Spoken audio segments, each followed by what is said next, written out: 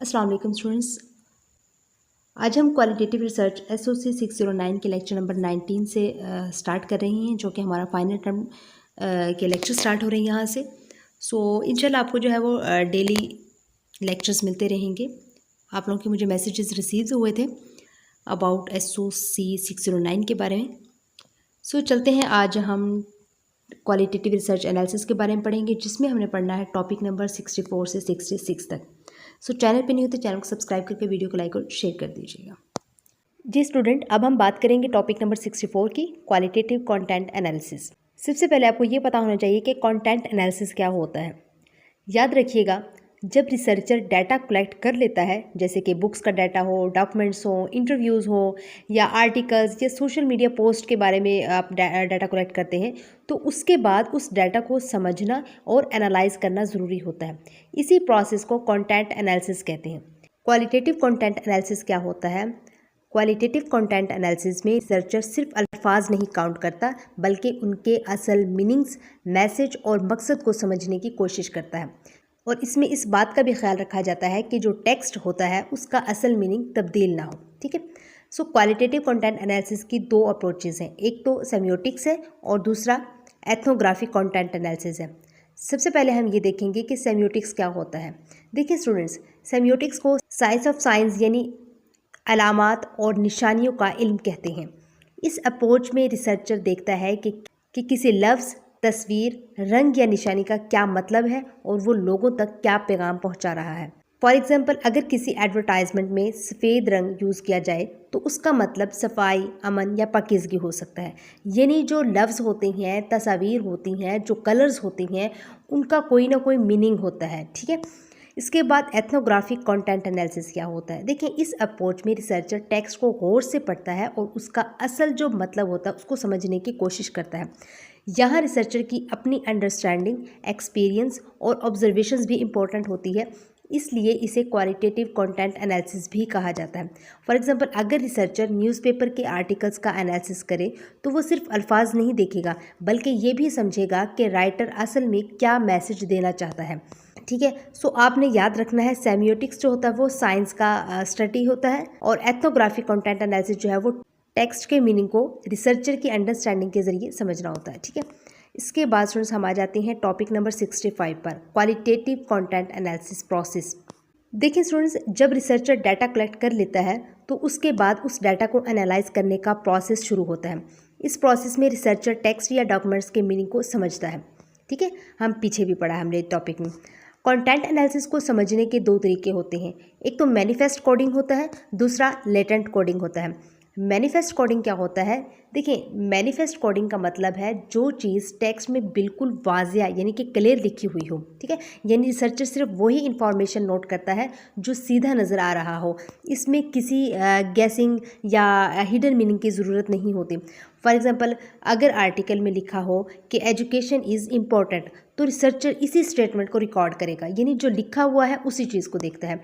Latin coding का मतलब होता है हिडन या छुपा हुआ मीनिंग ढूंढना, यानी इसमें रिसर्चर सिर्फ लिखे हुए अल्फाज नहीं देखता, बल्कि उनके पीछे छुपा हुआ मैसेज, थीम्स और कॉन्सेप्ट्स को भी समझता है।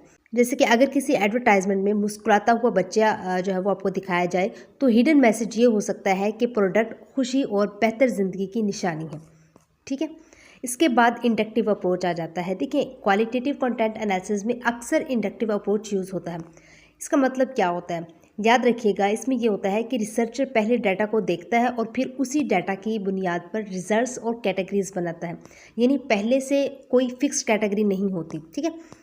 इसके बाद ओपन कोडिंग आ जाता है। इंडक्टिव अप्रोच का पहला स्टेप जो होता है वो ओपन कोडिंग ही होता है।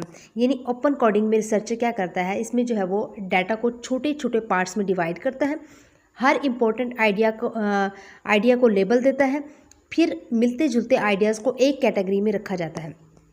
ठीक है। इसके बाद एब्स्ट्रैक्शन आ जाता है। यानी पहले जब इंडक्टिव अप्रोच स्टार्ट होता है तो उसमें क्या होता है, पहले open coding then abstraction. Abstraction में क्या होता है, ये ओपन कोडिंग के बाद का जो नेक्स्ट स्टेप होता है वो एब्स्ट्रैक्शन होता है। एब्स्ट्रैक्शन का मतलब होता है छोटी छोटी कैटेगरीज को मिलाकर एक बड़ी और लॉजिकल कैटेगरी बनाना, यानी रिसर्चर डाटा को ऑर्गेनाइज करता है और उसकी क्लासिफिकेशन करता है। ठीक है। इसके बाद आ जाता है प्रोसीजर। इस पूरे प्रोसेस को ऑर्गेनाइज करने के लिए researcher excel sheet, manual sheet और मैट्रिक्स इनका इस्तेमाल करता है ताकि डाटा को आसानी से अरेंज और एनालाइज किया जा सके। ठीक है, तो ये छोटे छोटे पॉइंट्स इंपॉर्टेंट है, याद रखना है। मैनिफेस्ट कोडिंग मतलब जो बात टेक्स्ट में सीधी और क्लियर लिखी हुई हो। लेटेंट कोडिंग यानी जो मीनिंग टेक्स्ट के अंदर छुपा हुआ हो। ओपन कोडिंग यानी डाटा को लेबल्स और कैटेगरीज देना। एब्स्ट्रैक्शन यानी छोटी छोटी कैटेगरीज को मिलाकर बड़ी कैटेगरी बनाना। इसके बाद प्रोसीजर यानी डाटा को ऑर्गेनाइज करने के लिए एक्सेल शीट, मैनुअल शीट और मैट्रिक्स यूज़ की जाती हैं। ये मैंने आपको शॉर्ट में भी बता दिया है। ठीक है, सो इसके बाद नेक्स्ट हम आ जाते हैं टॉपिक नंबर 66। इसमें होता है यानी कि critic on qualitative content analysis. देखिए, क्रिटिक का मतलब होता है किसी मेथड की कमियां या लिमिटेशंस बताना। क्वालिटेटिव कंटेंट एनालिसिस एक यूज़फुल मेथड है, लेकिन इस पर कुछ तनकीद यानी कि क्रिटिसिज्म्स भी की जाती हैं, जैसे कि टाइम कंज्यूमिंग हो गया, अनसिस्टमेटिक और कोडिंग इसमें जो है वो मुश्किल होती है, सोर्स की ऑथेंटिकेशन का मसला हो गया, वाई और हाउ क्वेश्चन का जो है वो जवाब मुश्किल होना, और रिसर्चर की जो पर्सनल थिंकिंग है उसका इफ़ेक्ट होना, अनअप्रोसिव रिसर्च हो गया, सेकेंडरी डाटा का यूज़ हो गया। इसमें क्या होता है, देखिए जो टाइम कंज्यूमिंग है इसमें यह है कि सबसे पहले जो क्रिटिसिज्म ये है कि ये मेथड बहुत ज़्यादा टाइम लेता है। ठीक है, रिसर्चर को हर डॉक्यूमेंट या टेक्स्ट को डिटेल में पढ़ना और एनालाइज करना पड़ता है, इसलिए ये प्रोसेस स्लो होता है। ठीक है, इसके बाद दूसरी बात ये है कि कभी कभी ये मेथड प्रॉपर सिस्टमेटिक नहीं होता और डाटा के लिए कोडिंग बनाना भी मुश्किल हो जाता है, और हर रिसर्चर कोडिंग अलग तरीके से कर सकता है। इसके बाद जो है वो एक और प्रॉब्लम ये है कि रिसर्चर को हमेशा ये यकीन नहीं होता कि डाटा का सोर्स जो है वो ऑथेंटिक है या नहीं है। अगर सोर्स रिलायबल ना हो तो रिसर्च के रिजल्ट्स भी गलत हो सकते हैं। इस मेथड में वाई और हाउ यानी कि क्यों और कैसे जैसे सवालों का जवाब देना भी मुश्किल होता है। क्योंकि रिसर्चर सिर्फ अवेलेबल डॉक्यूमेंट्स या टेक्स्ट का एनालिसिस करता है और लोगों से डायरेक्टली क्वेश्चंस नहीं पूछता। देन समटाइम ऐसा होता है कि रिसर्चर अपनी पर्सनल ओपिनियन या अंडरस्टैंडिंग की वजह से डाटा को अलग मीनिंग दे देता है। इससे रिसर्च के रिजल्ट्स बाइज्ड या मिसलीडिंग भी हो सकते हैं। इसके बाद हमारे पास आ जाता है अनऑब्ट्रूसिव रिसर्च, यानी इस मेथड में रिसर्चर लोगों से डायरेक्टली बात या जो है वो प्रोबिंग नहीं करता, सिर्फ डॉक्यूमेंट्स या रिकॉर्ड्स का एनालिसिस करता है। इस वजह से कुछ इंपॉर्टेंट इंफॉर्मेशन मिस हो सकती हैं और रिजल्ट्स मिसलीड कर सकते हैं। देन हमारे पास सेकेंडरी डाटा का यूज़ आ जाता है, यानी आखिरी जो क्रिटिसिज्म है वो सेकेंडरी डाटा की होती है। इस मेथड में अक्सर सेकेंडरी डाटा यूज़ होता है, यानी जो आखिरी क्रिटिसिज्म होता है, यानी डाटा किसी और ने पहले से लिखा होता है, इसलिए उस डाटा का मीनिंग राइटर, ऑथर या पॉलिसी मेकर की सोच के मुताबिक होता है। ज़रूरी नहीं कि वो असल रियलिटी को पूरी तरह रिप्रेजेंट करे। ठीक है, सो आपने याद रखना है क्वालिटेटिव कंटेंट एनालिसिस की जो मेजर लिमिटेशंस है वो क्या है।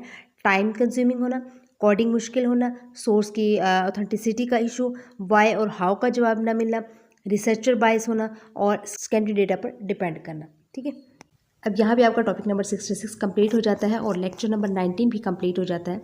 सो इंशाल्लाह मिलते हैं बहुत जल्द नेक्स्ट लेक्चर में। इजाज़त दीजिएगा। Thank you so much and अल्लाह हाफिज़।